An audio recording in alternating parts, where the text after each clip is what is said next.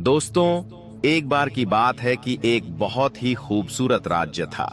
उस राज्य में एक राजा रहता था जिसका नाम था सूर्य प्रताप। उसकी एक खूबसूरत सी बेटी थी।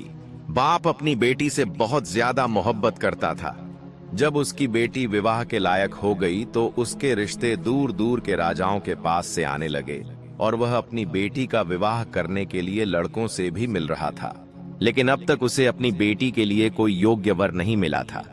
एक दिन उस राज्य में एक साधु आया जो भिक्षा मांगकर अपना जीवन यापन करता था। उस साधु की उम्र करीब 70 साल थी।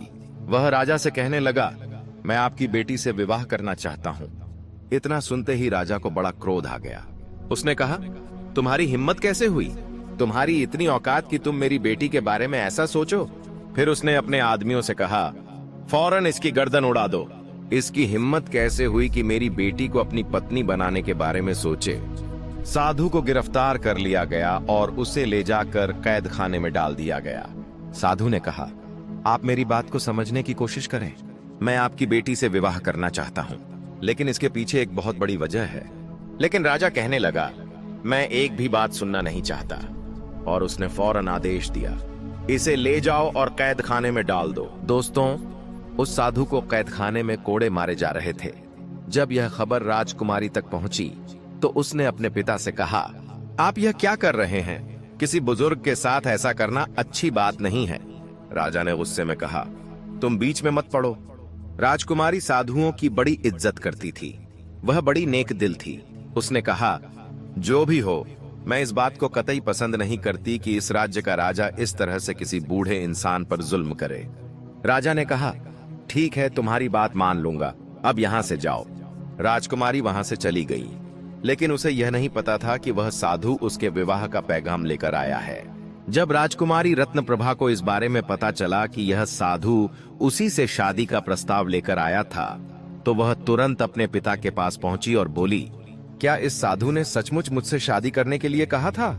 राजा ने सबको मना कर रखा था कि यह बात राजकुमारी को न पता चले, क्योंकि वह जानता था कि उसकी बेटी बहुत जिद्दी है और जो फैसला करती है उसे हर हाल में पूरा करती है। अब जब राजा को मालूम हुआ कि राजकुमारी को सच्चाई पता चल गई है तो वह गुस्से से बोला, मेरी इकलौती बेटी, मेरी लाडली बेटी के बारे में यह बूढ़ा सोच भी कैसे सकता है कि उससे विवाह करे? बेटी बहुत समझदार थी। बाप के सामने उस समय तो वह चुप रही, लेकिन उसके दिल में यह विचार आया कि अगर यह साधु मुझसे शादी करना चाहता है तो इसके पीछे कोई न कोई बड़ा कारण अवश्य होगा। वह साधु से मिलने के लिए कैद खाने में पहुंची और उससे बोली, आप मुझसे शादी क्यों करना चाहते हैं? साधु ने शांत स्वर में उत्तर दिया, जब तुम मुझसे शादी करोगी तब तुम्हें स्वयं ही पता चल जाएगा कि मैं तुमसे विवाह क्यों करना चाहता हूं। राजकुमारी कहने लगी, ठीक है, मैं आपसे शादी करने के लिए तैयार हूं। यह खबर पूरे राज्य में आग की तरह फैल गई। लोग तरह तरह की बातें करने लगे। राजकुमारी रत्नप्रभा उस बूढ़े साधु से शादी क्यों करना चाहती है और वह खुद इस बात के लिए राजी भी कैसे हो गई? राजा ने अपनी बेटी को लाख समझाने की कोशिश की, पर राजकुमारी ने जवाब दिया, पिताजी, आपने मुझे बड़े लाड़ प्यार से पाला है। मेरी हर ख्वाहिश को आपने पूरा किया है। अब जब बात विवाह की है तो मुझे उसी से विवाह करना है जिससे मेरा दिल चाहेगा। लेकिन राजा मानने को तैयार नहीं था। उसकी इकलौती बेटी एक साधु के साथ विवाह रचा रही थी। राजा अपनी बेटी की जिद के कारण बहुत परेशान था। वह सोच रहा था, मैं अपनी बेटी को कैसे एक 70 वर्ष के बूढ़े साधु के साथ ब्याह दूं? राजकुमारी बोली, मैं विवाह करूंगी तो उसी से करूंगी। मैंने उसकी आंखों में वह सच्चाई देखी है जो आज तक मैंने किसी और की आंखों में नहीं देखी। बेटी की जिद और दृढ़ निश्चय देखकर राजा को आखिरकार मानना पड़ा। उसने पूरे राज्य में ऐलान कर दिया, हमारी बेटी का विवाह हो रहा है, लेकिन यह विवाह बड़ी सादगी से होगा। आज के बाद मेरी बेटी महल में नहीं रहेगी, बल्कि उस साधु की झोपड़ी में जाकर उसी के साथ रहेगी जिससे वह विवाह कर रही है। राजा बड़े क्रोध में था, क्योंकि वह नहीं चाहता था कि उसकी बेटी का विवाह उस साधु से हो, लेकिन राजकुमारी अपनी मनमानी कर रही थी। इसलिए राजा ने सोचा, जब सब कुछ ऐशो आराम छोड़कर राजकुमारी को उस साधु के साथ झोपड़ी में रहना पड़ेगा तो इससे बड़ी सजा उसके लिए और क्या हो सकती है। राजा का यह हुक्म पूरे राज्य के लोगों को बड़ा अनोखा और अजीब लगा। लेकिन सबसे ज्यादा हैरान कर देने वाली बात यह थी कि राजकुमारी ने स्वयं कहा था, मैं साधु के साथ झोपड़ी में रहने के लिए तैयार हूं। जब मैं विवाह कर रही हूं तो फिर जहां मेरा पति रहेगा मैं भी वहीं रहूंगी। यह एक अनोखी और विचित्र कहानी थी जिसे कोई समझ नहीं पा रहा था। सबके मन में यही प्रश्न था, आखिर एक नौजवान खूबसूरत राजकुमारी एक 70 साल के बूढ़े साधु से विवाह क्यों करना चाहती है। बहरहाल विवाह हो गया। राजा के आदेश पर राजकुमारी साधु के साथ चली गई। साधु का घर बस एक पेड़ के नीचे बनी छोटी सी झोपड़ी थी।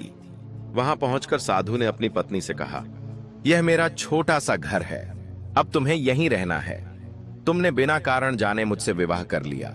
तुम बहुत ही पवित्र और ऊंची सोच की स्वामिनी हो। मैं तुम्हारी इस बात के लिए तुम्हारा बहुत एहसानमंद हूं, लेकिन मेरे पास तुम्हें देने के लिए कुछ भी नहीं है। दिन भर मैं भूखा रहता हूं, रात को ईश्वर से प्रार्थना करता हूं। जब कभी कहीं से कुछ खाने को मिल जाता है तो खा लेता हूं। क्या तुम मेरे साथ इस हाल में रह पाओगी? राजकुमारी मुस्कुराकर बोली, अगर मैंने आपसे विवाह किया है तो इसका मतलब यही है कि आप जिस हाल में मुझे रखेंगे मुझे उसी हाल में रहना होगा। साधु ने आगे कहा, मैंने तुमसे विवाह किया है, इसके पीछे 2 बड़े कारण हैं, लेकिन तुमने मुझसे विवाह क्यों किया? राजकुमारी ने शांत स्वर में उत्तर दिया, मैंने ईश्वर से प्रार्थना की थी कि यदि मेरे जीवन में कोई सच्चा और अच्छा इंसान आएगा तो मैं उसी के साथ विवाह करूंगी, चाहे वह किसी राज्य का राजकुमार हो या कोई सड़क चलता भिखारी। जिस दिन आप हमारे राज्य में आए थे उस दिन मुझे लगा कि मेरी प्रार्थना का उत्तर मुझे मिल गया है। मैंने आपकी आंखों में वह सच्चाई देखी जो आज तक किसी और की आंखों में नहीं दिखी, और उसी क्षण मैंने निश्चय कर लिया कि मैं आपसे विवाह करूंगी। यही कारण है कि मेरे पिताजी आज मुझसे नाराज हैं। राजकुमारी ने साधु से कहा, मैंने ईश्वर को साक्षी मानकर इस संबंध को स्वीकार किया है। अब चाहे परिस्थितियां कैसी भी हों, मैं आपके साथ रहना ही पसंद करूंगी। वह इतनी धैर्यवान थी कि साधु को ऐसी पत्नी पाकर बहुत प्रसन्नता हुई। दोनों दिन भर भूखे रहते, रात भर प्रभु की प्रार्थना करते। साधु बिना उद्देश्य के कभी कोई कार्य नहीं करता था। राजकुमारी अब यह बात भली भांति समझ चुकी थी। उसने राजमहल छोड़ दिया था, ऐश्वर्य और सुख सुविधाओं का जीवन त्याग कर साधु की सादगी भरी जिंदगी अपना ली थी। वह हर दिन ईश्वर का धन्यवाद करती कि उसे ऐसा पति मिला है। साधु भी अपनी पत्नी को इस हाल में देखकर भगवान को बहुत धन्यवाद करता और उसकी खुशी के लिए हमेशा प्रार्थना करता। एक दिन साधु किसी काम से जंगल से बाहर गया हुआ था। उस समय राजकुमारी रत्नप्रभा झोपड़ी में अकेली थी। तभी एक अनजान व्यक्ति वहां पहुंचा। वह व्यक्ति दरअसल उसके पिता की तरफ से भेजा गया एक नौकर था। उसने आदर से कहा, राजकुमारी जी, आपके पिता आपको बहुत प्यार करते हैं। वे बार बार यही पूछते हैं कि हमारी बेटी खुश तो है ना, साधु के साथ किस हाल में रह रही है। यह सुनकर राजकुमारी का दिल भर आया, उसकी आंखों में आंसू आ गए। फिर नौकर ने धीरे से कहा, राजा साहब ने मुझसे यह भी कहने को कहा है कि यदि आप वापस महल में आना चाहती हैं तो वे तुरंत आपको बुलवा लेंगे। यह रिश्ता भी वहीं पर खत्म करवा देंगे। राजकुमारी ने नौकर से कहा, लगता है मेरे पिता ने मुझे पहचाना ही नहीं। मैं यहाँ अपने पति के साथ बहुत प्रसन्न हूँ और ईश्वर की इच्छा पर पूरी तरह राजी हूँ। वह मेरे पति हैं और मैं उनसे बहुत अधिक खुश हूँ। नौकर ने आगे कहा, आपके पिता ने आपके लिए एक बहुत बड़ा मोती भेजा है। यह कहकर वह नौकर मोती वहीं रखकर चला गया। कुछ समय बाद जब साधु अपने काम से लौटे तो उन्होंने झोपड़ी में चमकता हुआ मोती देखा। वे आश्चर्यचकित होकर बोले, यह मोती तुम्हें किसने दिया? राजकुमारी ने पूरी कहानी सुना दी। साधु ने गंभीर स्वर में कहा, यदि तुम मेरे साथ खुश नहीं हो, यदि तुम अपने पिता के पास लौट जाना चाहो तो जा सकती हो। मैं तुमसे कोई शिकायत नहीं करूंगा। मैं यही चाहूंगा कि तुम सदैव प्रसन्न रहो। यह सुनकर राजकुमारी की आंखों में आंसू भर आए। वह बोली, मैं बहुत प्रसन्न हूं और मुझे किसी चीज की कोई कमी नहीं है। सब कुछ मुझे आपकी सूरत में ही मिल गया है। अब आप क्या चाहते हैं यह मुझे नहीं पता, लेकिन मैं ईश्वर की इच्छा मानकर आपके साथ ही खुश हूं। जहां तक इस मोती की बात है तो मैं इसे रखना नहीं चाहती थी। यह तो वह नौकर मेरे पास जबरन रखकर चला गया था। साधु ने मुस्कुराते हुए पूछा, तो तुम्हें इससे कोई लगाव नहीं है? यह तुम्हारे पिता ने तुम्हारे लिए भेजा था। राजकुमारी ने दृढ़ स्वर में उत्तर दिया, मुझे हर उस चीज से लगाव है जो भगवान की ओर से मुझे मिली है, लेकिन जो इंसान की जिद या मोह से दी गई हो उससे मुझे कोई चाहत नहीं। मुझे कुछ नहीं चाहिए। मेरे लिए तो आप ही मेरे सबसे बड़े वरदान हैं। बस इतना कहना था कि अचानक वह मोती वहीं से गायब हो गया। यह देखकर साधु के चेहरे पर रहस्यमयी मुस्कान फैल गई। साधु ने अपनी पत्नी को यह बात नहीं बताई कि मोती क्यों और कैसे गायब हुआ। वह बस मुस्कुराकर बोला, तुम एक सच्ची और पतिव्रता स्त्री हो, इसलिए वह मोती जहां से आया था वहीं वापस चला गया। वास्तव में यह बहुत विचित्र बात थी। एक राजकुमारी जिसने हमेशा राजमहल की रौनक और ऐश्वर्य देखा था, अब झोपड़ी में केवल कुछ टुकड़ों पर जीवन बिता रही थी। उम्र का इतना बड़ा अंतर होने पर भी उसे अपने पति से कोई शिकायत नहीं थी। कभी कभी तो ऐसा होता कि एक निवाला भी खाने के लिए नहीं मिलता। एक रात साधु प्रार्थना कर रहा था कि तभी उसे किसी के आने की आहट सुनाई दी। बाहर देखा तो एक आदमी अपने सिर पर बड़ा सा थाल लेकर आ रहा था। उसने आकर कहा, राजा ने अपनी बेटी के लिए यह रात का भोजन भेजा है। वे कहते हैं कि उसका बाप अब भी जीवित है और उसे सब कुछ दे सकता है। इतना सुनते ही राजकुमारी शांत लेकिन दृढ़ स्वर में बोली, मेरी कोई इच्छा नहीं है। मैं तो केवल अपने प्रभु से ही मांगती हूँ। यह खाना वापस ले जाओ और जिसने भेजा है उसी को दे आओ। मुझे जो भगवान खिलाएंगे मैं वही खाऊंगी। और यही मैंने भगवान शिव से प्रार्थना भी की थी। लेकिन नौकर मजबूर होकर वहीं थाल लिए खड़ा रहा। राजकुमारी को क्रोध आ गया। उसने कठोर स्वर में कहा, मैं यह खाना नहीं खाऊंगी। मैं प्रभु की इच्छा के विपरीत नहीं जा सकती। यह सुनकर साधु की आंखों में आंसू आ गए। उसने दोनों हाथ ऊपर उठाए और भगवान से प्रार्थना की, हे प्रभु, यह तुझसे केवल तेरा प्रसाद मांगती है। यह मेरी वजह से बड़े दुख में जीवन बिता रही है। साधु ने प्रार्थना में हाथ उठाकर कहा, हे प्रभु, आज तू मेरी पत्नी के लिए आसमान से ऐसा भोजन उतार दे जो कभी किसी ने देखा न हो। दोस्तों, साधु की यह प्रार्थना तुरंत स्वीकार कर ली गई। अचानक आसमान से चमकते हुए चांदी के थाल उतरने लगे, जिनमें 26 प्रकार के स्वादिष्ट व्यंजन सजाए गए थे। राजा का नौकर यह दिव्य दृश्य देखकर स्तब्ध रह गया। उसके हाथ से थाल लगभग गिरने ही वाला था। उसने अपने साथ लाया हुआ भोजन उठाया और घबराहट में वापस महल की ओर चल पड़ा।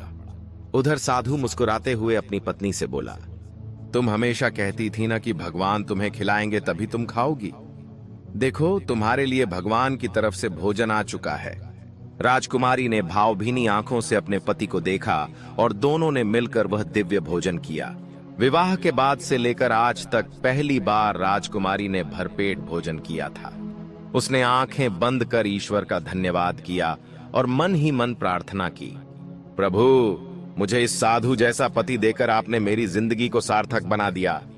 इधर जब नौकर महल पहुंचा तो उसने राजा से कहा, महाराज, आप अपनी बेटी की तनिक भी चिंता न करें। उसके लिए तो आसमान से चांदी के बर्तन उतर रहे हैं जिनमें 26 प्रकार के व्यंजन सजाए जाते हैं। वह बहुत अच्छी जिंदगी जी रही है। महाराज, वह कोई साधारण साधु नहीं है। मुझे तो लगता है कि वह किसी बड़े राज्य का राजकुमार है। यह सुनकर राजा चौंक उठा। उसने अविश्वास से कहा, ऐसा कैसे हो सकता है? अगर वह सचमुच कोई राजकुमार होता तो भला झोपड़ी में क्यों रहता, और मेरी बेटी मेरे खिलाफ जाकर उसकी झोपड़ी में कैसे रह सकती है? नौकर की बातें सुनकर राजा के कान खड़े हो गए, लेकिन उसके सामने उसने कुछ भी नहीं कहा। उसने कहा, मैं तो जरा जाकर देखूं कि मेरी बेटी के लिए आखिर खाना कहां से आता है। एक दिन राजा चुपके से भेष बदलकर साधु की झोपड़ी के पास पहुंच गया। उधर साधु ने फिर भगवान से प्रार्थना की। राजा ने अपनी आंखों से देखा कि आसमान से थाल उतरता हुआ आ रहा था और उसमें ऐसा खाना था जो आज तक किसी ने नहीं खाया हो। राजा के राजमहल में कभी ऐसा खाना नहीं बना था। यह सब देखकर उसका खून खौलने लगा। वह अपने महल में जब वापस आया तो दाएं बाएं टहलने लगा। उसने कहा, मुझे लगता है कि यह साधु कोई बहुत बड़ा जादूगर है, तभी तो खाना इस तरह ऊपर से मंगवा रहा है। उसने अपने खास आदमी से कहा, इस जादूगर का खात्मा करना पड़ेगा। इस जादूगर ने तो हमारी बेटी को हमसे दूर कर दिया है। उस आदमी ने कहा, जी हाँ, मैं ऐसे एक जादूगर को जानता हूं जो उससे लड़ सकता है। वह बहुत पहुंचा हुआ जादूगर है। उसके जादू के आगे किसी का भी जादू काम नहीं करता, सब नाकाम हो जाते हैं। उसके सामने वह साधु क्या है? 70 साल का बूढ़ा जिसके पैर तो चिता में लटके हुए हैं। राजा ने कहा, ठीक है, उस जादूगर को फौरन मेरे पास बुलाकर लाओ। जब वह जादूगर आया तो उससे सब बातें बताई गईं और कहा गया कि वह साधु किस तरह से मेरी बेटी को अपने साथ लेकर चला गया है और जादू के जरिए उसको रोजाना खाना खिला रहा है। राजकुमारी को जब इतना अच्छा अच्छा भोजन करने को मिलेगा तो राजकुमारी तो उसी के गुण गाएगी। बस मुझे अपनी बेटी किसी भी हाल में वापस चाहिए। उस जादूगर ने उस साधु पर उसी दिन से अपना जादू दिखाना शुरू कर दिया, लेकिन कोई भी जादूगर का जादू साधु पर काम नहीं कर रहा था। आखिर एक दिन उसको यह पता चल गया कि वह कोई जादूगर नहीं है, बल्कि भगवान का परम सच्चा भक्त है। उसका मुकाबला करना कोई इतना आसान नहीं है। जादूगर सीधा राजा के पास जाकर पहुंच गया और कहने लगा, महाराज, मैं उनसे मुकाबला नहीं कर सकता, क्योंकि अगर मैं उनके सामने खड़ा होता हूं तो मुझे बहुत बड़ा नुकसान हो जाएगा। राजा कहने लगा, ऐसा कौन सा नुकसान हो जाएगा? तो वह कहने लगा, बस कोई भी जादू मैं उनके साथ नहीं करना चाहता। राजा बहुत ज्यादा क्रोधित हो रहा था और कहने लगा, क्योंकि जब तक मैं बर्दाश्त कर रहा था, आज तक मैंने अपनी बेटी की हर जिद को पूरा किया था। अब जब मैंने देखा कि यह जादूगर मेरा काम करने के लिए तैयार नहीं है, तो सुन लो, अगर तुम खुद मेरी बेटी को वापस लाने के लिए कुछ नहीं कर सकते तो मैं खुद ही कर लूंगा। बस मुझे यह जादू सिखा दो। जादूगर ने कहा, आप नहीं जानते, आपका राज्य उथल पुथल हो जाएगा, सब कुछ मिट जाएगा, कुछ भी नहीं बचेगा। राजा कहने लगा, मुझे किसी भी कीमत पर अपनी बेटी वापस चाहिए। अब जादूगर ने राजा के कहने पर उसे वह जादू सिखाना शुरू कर दिया। इधर उसकी बेटी भगवान का नाम ले रही थी और पति की सेवा कर रही थी। वह ईश्वर के बहुत करीब होती जा रही थी। ईश्वर का जो सुकून उसे झोपड़ी की चटाई पर सोने से मिल रहा था, वह सुकून उसे महलों में नरम गद्दों पर भी कभी नहीं मिला था। लेकिन उसका पिता वहां भगवान से कोसों दूर होकर जादू टोने में लगा हुआ था, क्योंकि उसको ईश्वर के भक्त साधु को किसी भी हाल में हराना था और किसी भी हाल में अपनी बेटी को वापस लेकर आना था। अब राजा ने जब जादूगर से वह जादू पूरी तरह सीख लिया तो उसने जादूगर की पोशाक पहनी और एक जगह बैठकर दायरा खींचा और मंत्र पढ़ने लगा। उस मंत्र में वह ऐसी ताकत मांग रहा था जिसके बल से वह साधु को खत्म करना चाहता था। लेकिन भगवान के कृपा पात्र साधु जो उस ईश्वर से प्रार्थना कर रहे थे, उनकी सामर्थ्य के आगे कोई भी ताकत काम नहीं कर सकती थी। अब साधु पूरी तरह से समझ चुका था कि कोई है जो उसके साथ छेड़खानी कर रहा है और उसकी पत्नी को उससे अलग करने की चेष्टा कर रहा है। मगर वह ईश्वर का भक्त साधु नहीं चाहता था कि उसके कारण किसी को तकलीफ हो। उधर साधु ईश्वर से प्रार्थना कर रहा था और उधर राजा साधु पर मंत्रों का प्रयोग कर रहा था, जादू टोना कर रहा था। लेकिन राजा का कोई भी जादू भगवान के भक्त साधु पर असर नहीं कर रहा था। अब राजा ने एक खास मंत्र पढ़ना शुरू कर दिया। जब उसने मंत्र पढ़ा तो वहां पर एक बहुत बड़ा मोटा ताजा जंगली शेर आकर खड़ा हो गया। राजा ने उस शेर से कहा, जाओ, जंगल में जो साधु बैठा है उसको चीर फाड़ करके रख दो और मेरी बेटी को मेरे पास लेकर चले आओ। दोस्तों, राजा के आदेश पर वह शेर जंगल की तरफ दौड़ता हुआ गया, लेकिन यहाँ पर तो वह साधु ईश्वर की प्रार्थना में मग्न था। जब वह शेर उस साधु के पास पहुंचा तो वह भी भगवान का नाम सुनकर वहीं पर बैठ गया। जैसे जैसे साधु भगवान का नाम लेता जा रहा था, वहां पर राजा की हालत खराब होती जा रही थी।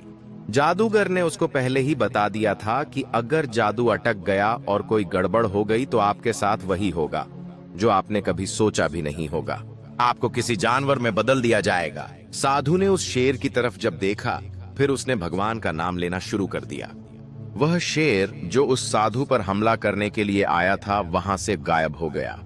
साधु ने राजकुमारी की तरफ देखा और कहा, मुझे माफ कर दो, मैंने तुम्हारे साथ अच्छा नहीं किया। राजकुमारी कहने लगी, आपने ऐसा क्या किया है? साधु कहने लगा, मैंने तुम्हारे पिता की शक्ल एक जानवर जैसी बना दी है। मैं ऐसा करना नहीं चाहता था, लेकिन उसने जो जादू मेरे ऊपर किया था वही उस पर पलट गया।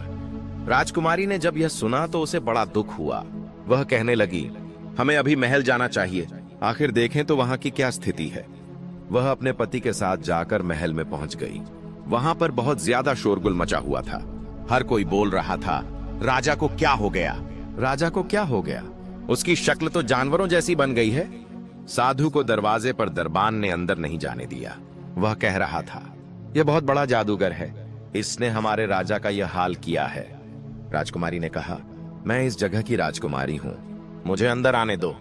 वह अंदर आई और अपने पिता को इस हालत में देखा तो उसके आंसू बहने लगे। वह अपना सर पीट रहा था। बेटी, पिता को ऐसी शक्ल के साथ देखकर जोर जोर से रोने लगी। उसने कहा, आपने ऐसा क्यों किया? आपने मेरे पति को मारना चाहा। राजा ने कहा, मैं तुम्हारे पति को बहुत पहले से जानता था। तुम्हारे पति ने तुमसे विवाह कर लिया, लेकिन तुमसे विवाह करने की वजह आज तक उसने तुम्हें नहीं बताई। मैं बताता हूं। दरअसल मैं तुम्हारा विवाह किसी बड़े राज्य के राजकुमार से करना चाहता था, बल्कि मैं तुम्हें एक राज्य की ऐसी महारानी बनाना चाहता था जिसकी बहुत बड़ी जायदाद हो। मैं उसका विवाह तुमसे करके उस राज्य को अपने कब्जे में लेना चाहता था। इसलिए मैंने तुम्हें यह बात नहीं बताई थी, क्योंकि तुम ईश्वर के बहुत करीब थीं और मैं जानता था कि तुम बहुत सच्ची और नेक दिल हो। तुम यही चाहती हो कि तुम्हारा पति सच्चाई के रास्ते पर चलने वाला हो। एक दिन मैं उसी राजकुमार से मिलने के लिए उसके राज्य की तरफ जा रहा था। रास्ते में मुझे इस शख्स की झोपड़ी नजर आई। मैंने उसे वहां पर प्रार्थना करते हुए देखा। तुम तो जानती ही हो कि मुझे साधुओं से सख्त नफरत है। जब मैंने इस साधु को देखा तो मैं कहने लगा कि मेरी बेटी न जाने किसके साथ विवाह करेगी। मैं किसी साधु के साथ अपनी बेटी का कभी भी विवाह नहीं करवाऊंगा। मैं तो उसे किसी राजकुमार की पत्नी बनवाऊंगा। इतना कहकर मैं वहां से जाने लगा तो इस बूढ़े साधु ने मुझे रोककर कहा, आप ऐसी बातें क्यों कर रहे हैं? आप अपनी बेटी का विवाह किसी ऐसे व्यक्ति के साथ करिए जो आपकी बेटी को प्यार करे और सच्चाई के रास्ते पर चलने वाला हो, जो ईमानदार हो और भगवान से डरने वाला हो। क्योंकि जो ईश्वर से डरता है, भगवान से डरता है, वह कभी गलती नहीं करता। यह धन, दौलत, महल, यह सब यहीं रह जाएंगे। आखिर में सब कुछ यहीं रह जाएगा।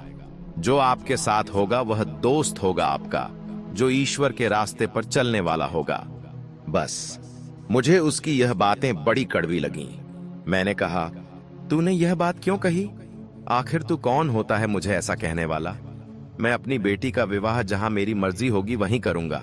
मैं उससे इतनी नफरत करने लगा कि मैंने अपने सिपाहियों से कहकर उसे कोड़े भी लगवाए। फिर भी वह मुझसे कहता रहा कि मैं अपनी बेटी पर जुल्म न करूं। इसीलिए महल मेरे पीछे पीछे आ गया तुमसे विवाह करने के लिए। तुम तो वैसे ही भगवान के नाम पर जान देने वाली थी। तुमने मेरी मर्जी के खिलाफ जाकर इस 70 साल के बुजुर्ग से विवाह कर लिया। मैंने सोचा था साधु झोपड़ी में रहता है, तुम्हें क्या दे सकेगा? तुम तो महलों में रहने वाली एक राजकुमारी हो। चंद दिनों के बाद तो तुम मेरे पास वापस आ जाओगी। पर तुमने धैर्य और सच्चाई के साथ वहीं रहकर भगवान की प्रार्थना शुरू कर दी। तुम उस झोपड़ी में भूखी रही, लेकिन महल वापस लौटकर नहीं आई। जब मैंने देखा कि आसमान से तुम्हारे लिए स्वादिष्ट व्यंजन उतारे जा रहे हैं, तो मैंने फिर तुम दोनों पर जादू किया, जो मुझे नहीं करना चाहिए था। मेरी शक्ल एक जानवर जैसी हो गई। फिर वह राजा साधु से कहने लगा, मुझे माफ कर दो। उसकी बेटी यह सब सुनकर बहुत दुखी हुई। उसने कहा, आपने जो चाहा था कि मेरी शादी ना हो, मगर ईश्वर जो चाहता है वह बेहतर करता है। मेरा विवाह हो गया और मैं बहुत प्रसन्न हूँ। मेरे नसीब में सबसे अच्छा पति मुझे मिला है, जो भगवान से डरता है, सच्चाई के रास्ते पर चलने वाला है, ईमानदार और ईश्वर का परम भक्त है, अपनी पत्नी की इज्जत करने वाला है। मैंने हमेशा चाहा था कि मुझे जो भी मिले भगवान की तरफ से मिले। मेरा पति भी मुझे ईश्वर की मर्जी से मिला है। अगर वह 70 साल के हैं, इस बात पर भी मैं प्रसन्न हूं, क्योंकि जो पति अपनी पत्नी को प्रेम करता है, उसकी इज्जत करता है, वही अच्छा पति होता है। मैं क्यों ऐसे राजकुमार से विवाह करूं? मैं क्यों ऐसे राजकुमार की तलाश करूं जिसकी बहुत बड़ी सल्तनत हो, लेकिन उसका दिल बहुत छोटा हो? मैं जो भी भगवान से मांगती हूं, प्रार्थना करती हूं, वह मुझे मिल जाता है। फिर मुझे और क्या चाहिए? अभी वह इस तरह से कह ही रही थी कि अचानक उस साधु की शक्ल बदल गई। वह नौजवान बहुत ही ज्यादा खूबसूरत था। उसने जब अपने पति को गौर से देखा तो कहने लगी, हे प्रभु, आपकी माया कैसी है? उसने अपने पति से कहा, आप कौन हो? तो उस साधु ने कहा, मैं तुम्हारा पति हूं। राजकुमारी को अपनी आंखों पर विश्वास ही नहीं हो रहा था। राजा भी यह सब देखकर हैरान हो रहा था, जो अपनी हालत पर रो रहा था और अफसोस कर रहा था। उसने कहा, मैंने 70 साल के बूढ़े को इतना सताया कि मेरी शक्ल जानवरों जैसी बन गई, लेकिन यह बूढ़ा साधु तो जवान हो गया। साधु ने अपनी आवाज में कहा, मैं तुम्हारा पति हूं। तुमने ईमानदारी और सच्चाई की राह पर चलकर अपने जीवन को गुजारा है। मैंने तुम्हें जो खिलाया तुमने वही खाया, कभी उफ तक नहीं कहा। भगवान भी तुमसे प्रसन्न होकर तुम्हें यह पति दिया है जिसकी तुम हकदार थीं। फिर वह अपनी पत्नी को साथ लेकर जंगल के रास्ते से गुजरने लगे। जब वह अपनी पत्नी के साथ जाने लगे तो उसकी पत्नी, जो राजकुमारी थी, उसने अपने पति से प्रार्थना की कि मेरे पिता को पहले जैसी शक्ल में कर दो। तो उसने भगवान से दोनों हाथ फैलाकर प्रभु से प्रार्थना की। प्रभु ने उसकी प्रार्थना को स्वीकार कर लिया और राजा पहले जैसी स्थिति में आ गया। उसने कहा कि हमें इस झोपड़ी में नहीं जाना। उसने कहा कि मैं तुम्हें वहां लेकर जा रहा हूं जहां की तुम रानी बनोगी। यह झोपड़ी, यह जंगल, यह खाली पेड़, यह सब तुम्हारी परीक्षा थी। तुम परीक्षा में पास हो गई हो। मैंने तुमसे कहा था कि जब तुम्हें कारण का पता चलेगा तो तुम ईश्वर को धन्यवाद करोगी।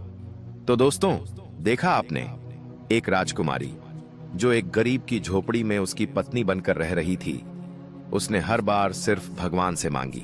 उसने कभी किसी और के सामने हाथ नहीं फैलाए, सिर्फ प्रभु पर भरोसा रखा। और यही सच्चाई है। जो लोग ईश्वर पर पूरा विश्वास रखते हैं, भगवान उनका भरोसा कभी नहीं तोड़ते। वे हमें वही देते हैं जिसके हम सच्चे हकदार होते हैं।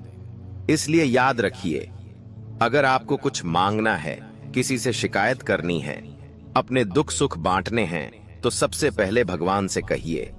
इंसान तो सुनकर मुकर भी सकता है, लेकिन वह भगवान जो इस पूरे जगत का पालनहार है, आपकी विनती जरूर सुनेगा। वह आपकी प्रार्थना को स्वीकार करेगा और आपके जीवन से दुख दर्द दूर करके सुख और शांति प्रदान करेगा। तो दोस्तों, आपको यह कहानी कैसी लगी हमें कमेंट करके जरूर बताइए, और अगर अच्छी लगी हो तो वीडियो को लाइक और शेयर करना न भूलिए। हम आपसे मिलते हैं किसी और नई वीडियो में। तब तक के लिए अपना ख्याल रखना। जय माता दी।